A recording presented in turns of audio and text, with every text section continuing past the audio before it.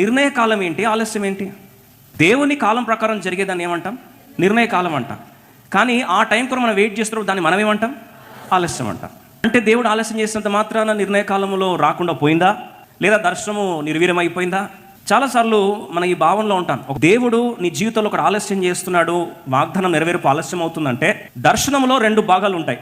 దర్శనంలో మొదటిది వ్యక్తి అయిన నిన్ను సిద్ధపరచాలి ఆయన రూపంలోకి. దర్శనం మొదటి ఎవరిని సిద్ధపరచుకుంటాడండి?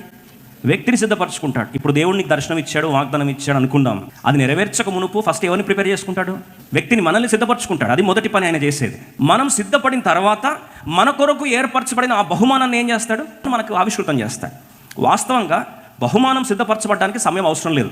దర్శనం నెరవేర్చడానికి సమయం అవసరం లేదు. అసలు వాగ్దాన ఫలం ఇవ్వడానికి సమయము అవసరం లేదు. ఎందుకంటే వాగ్దాన ఫలం ఎప్పుడో సిద్ధపరచబడింది. ఆయన కలుగునుగాక అని చెప్పినప్పుడే సిద్ధపడింది. ఎప్పుడైతే ఆయన నోటి నుంచి మాకు జారిందో అప్పుడే వాగ్దాన ఫలం అనేది ముందే సిద్ధపరచబడి ఉన్నది. మరి మనకెందుకు ఆలస్యం అవుతుందంటే, ఇప్పుడు దర్శనంలో మొదటిగా దేవుడు ఎవరిని సిద్ధపరుస్తాడు? మనల్ని సిద్ధపరుస్తాడు. మనం సిద్ధపరచబడితే అప్పుడు సిద్ధపరిచిన వాగ్దాన ఫలాన్ని మనకేం చేస్తాడు? ఆవిష్కృతం చేస్తాడు.